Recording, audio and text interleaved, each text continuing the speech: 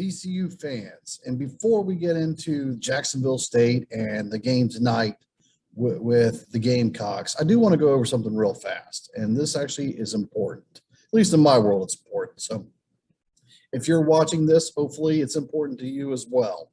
And this is nerd level, Lane Kiffin level analytics 101 for you. Net rankings officially came out this week. Okay. That is one of the determining factors to the NCAA tournament for teams accepted and their bid seedings. So let's go through some of this real quick. A lot of the schools VCU has played and yes, lost to, guess what?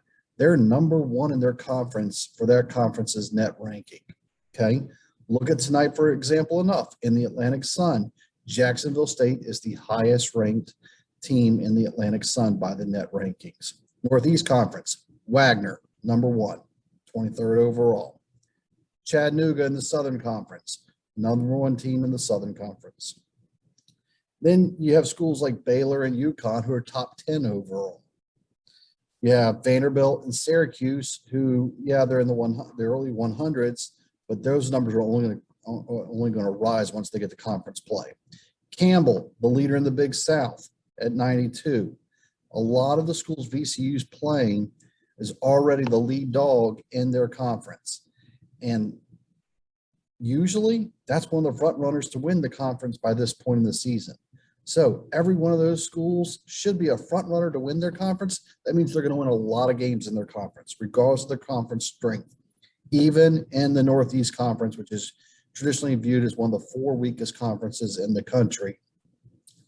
If Wagner gets something like a 20-win season, 24-win season, a 28-win season, something like crazy like that, they're only going to be so high up in the net rankings, but every win gets them that much further into the different quads, okay? And the quad victories help and can get you into the mix. So the UConn game still hurts.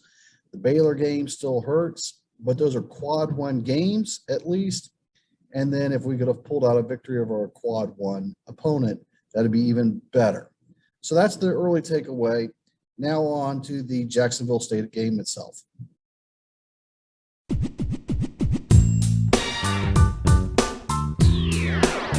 Welcome to the Coach and Crew Show. VCU did it, 62-55. And first off, let me start off by saying one, oopsie, I may or may not have forgotten my earbud / microphone. So hopefully this video recording sound is good. Second, big shout out to the staff of the VCU for allowing Coach and Crew Show to be part of the media for today. Great experience. Cannot say anything more nice about the staff at VCU. All right, on to the game itself. Story of the night has to be the return of Ace Baldwin back from his Achilles injury. He played exactly 20 minutes, and look what he did here.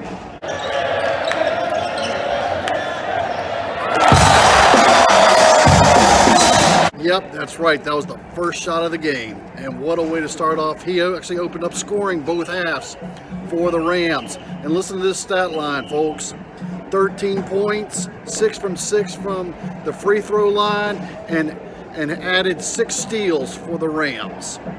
Now, the hidden gem of the night, or as most of you are quickly learning about this kid, freshman JAYDEN NUNN put up another 20 points for the Rams. So he was almost 33% scoring for VCU for the night.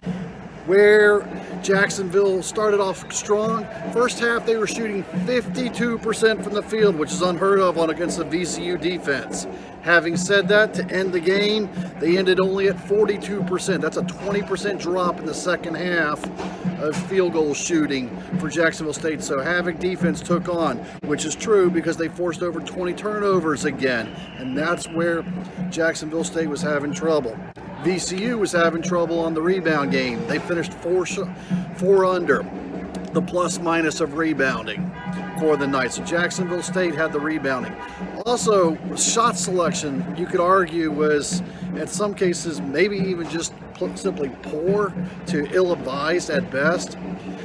VCU only made 4 3-pointers out of their, I believe it was 19 3-pointers taken. So the outside shooting was not that strong tonight. In the inside game, they just did not look much inside throughout the night. Maybe it's because Hassan Ward was out with injury. Maybe it's just because the matchups say let's look outside. So there was something to take away. 13 steals for VCU overall. Another excellent night on there. And more important, just as importantly, at the free throw line, and they were there a lot. 14 of 17 shooting. If you can't tell by the shaking of my hand, it's a little chilly outside where I'm doing the recording, so I apologize for that as well. But if you like the videos, please comment away, subscribe away, and join the movement of our YouTube page, and coachandcrewshow.com is our website page as well.